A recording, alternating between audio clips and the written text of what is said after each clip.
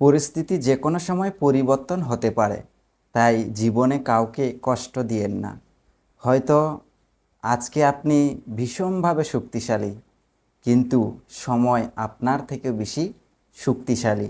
তাই নিজেকে চিন্তা করে এবং নিজের বিবেককে কাজে লাগিয়ে, নিজের জ্ঞানকে কাজে লাগিয়ে এবং সময়কে অপেক্ষা করে জীবনে কাউকে কখনো কোনো দিক দিয়ে আঘাত করার চেষ্টা করবেন না বা আঘাত করবেন না। কারণ সেটা জানেন, সময় আপনাকে এমন একটা জায়গায় নিয়ে যাবে তা আপনি ভাবতেও পারবেন না। কারণ আপনার ক্ষমতা থেকে সময়ের ক্ষমতা সবচেয়ে বেশি।